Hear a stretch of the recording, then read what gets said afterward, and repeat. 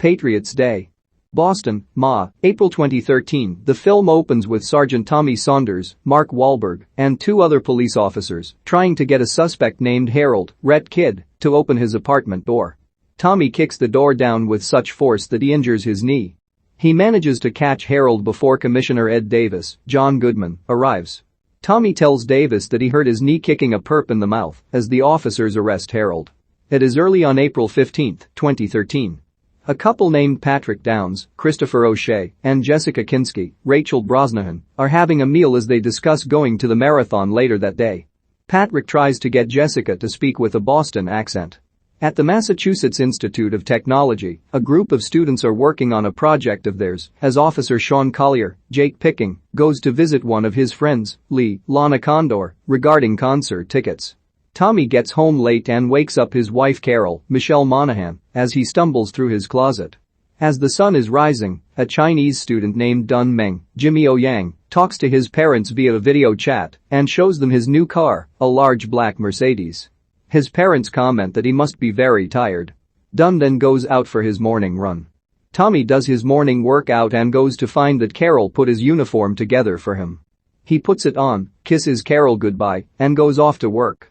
Catherine Russell, Melissa Benoist, is tending to her daughter, while her husband Tamerlan Tsarnaev, Themo Melikidze, and his brother Zakir, Alex Wolff, are planning for something together. Zakir doesn't seem entirely sure about what is to come, while Tamerlan tells him that they are working in the name of Islam. Tamerlan then hugs his brother. Watertown Sergeant Jeffrey Pugliese, J.K. Simmons, gets up and goes to the nearby Dunkin' Donuts to get his wife a blueberry muffin. The Patriots Day Marathon is being set up as officers and citizens continue coming in. Steve Wolfenden, Dustin Tucker, and his son Leo, Lucas Thor Kelly, are there to watch his wife compete in the race. Patrick and Jessica arrive and join the crowd. Sean and his buddies watch from home. Carol shows up in the crowd to bring Tommy something. Before the race begins, there is a moment of silence in honor of the victims of the Newtown school shooting. Tamerlan and Zakir arrive at the race. They split up and carry backpacks with them, dropping them off a few blocks away from each other before disappearing. As the runners are heading down the street, an explosion goes off.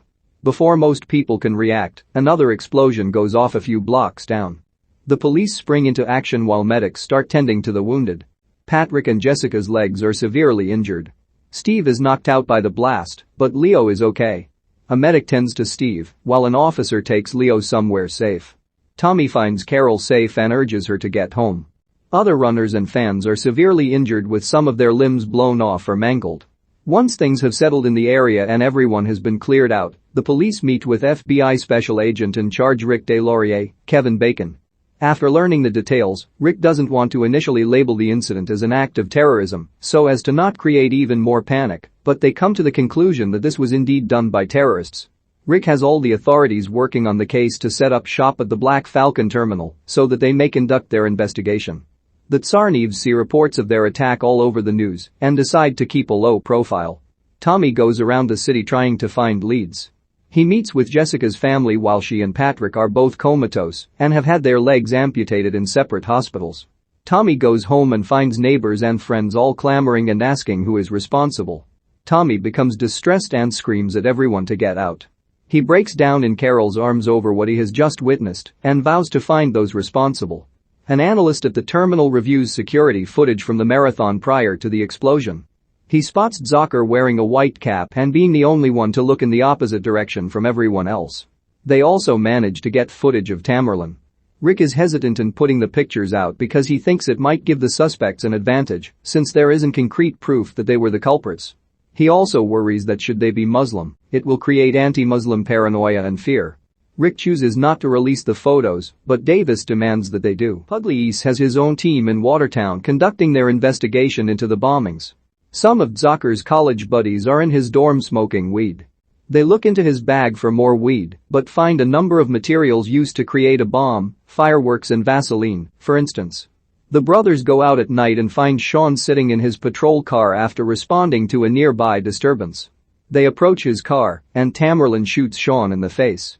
Zakir tries to grab Sean's gun, but Sean fights him off. Tamerlan continues to shoot Sean until he is dead. Afterwards, they come across Dunn in his Mercedes, and they carjack him at gunpoint. Tamerlan drives away and asks Dunn if he believes Muslims were responsible for 9/11s. Dunn admits to not knowing much about 9/11s, as Tamerlan claims the U government was responsible for those attacks. The brothers then stop at a gas station. While Zakir is inside, Dunn seizes an opportunity to escape. He runs into a nearby convenience store and tells the clerk to call 911. The brothers get away, but Tommy arrives at the convenience store to talk to Dunn. He tells Tommy that the brothers admitted to the marathon bombings and are planning another attack in New York. Dunn gives Tommy the GPS tracking number to his car so they can find them. Police trace the car to Watertown. Tamerlan is confronted and starts to open fire on an officer. Backup arrives, leading to a shootout. Zakir throws bombs at the police while Tamerlan shoots at them. Pugliese and Tommy rush to the scene. Tamerlan is eventually shot multiple times. Zakir drives away and runs Tamerlan over. Tamerlan is taken to the hospital where doctors try to revive him, but he is pronounced dead. The next day, the entire city is on lockdown as police continue to search for Zakir. His roommates are arrested in their dorm. Catherine is also taken into custody to be questioned for any possible involvement in her husband's deeds. A woman interrogates Catherine and presses her into trying to give up any information should there be more bombs out there. The woman tries to convince Catherine that Tamerlan didn't even care enough about her or their daughter, just as Catherine doesn't care enough about their child to disclose any information. She remains silent on the matter. Across town, Patrick and Jessica are reunited, as are Steve and Leo. A man in the suburbs finds Rolls outside on his lawn by his boat. He believes that Zakir is hiding under the sheets in the boat. The police arrive, and Tommy goes over to confirm that Zakir is indeed in the boat. More officers show up and demand for Zakir to get out. They start shooting at the boat and setting off flares until Zakir finally surrenders. He is slammed to the ground and taken into custody. Everyone at the terminal cheers when they hear the news. Tommy and his fellow officers go to a bar to celebrate their victory. We see footage of a Boston Red Sox game with the real authorities portrayed in the film present, with everyone in the city showing off a newfound sense of pride and unity. The closing text reads that Zakir Tsarnaev was charged on 30 counts and sentenced to death by lethal injection. He is currently being held in federal prison while awaiting appeal. His roommates were arrested for obstructing the investigation. Authorities continue to investigate Catherine Russell for any possible involvement in the bombings.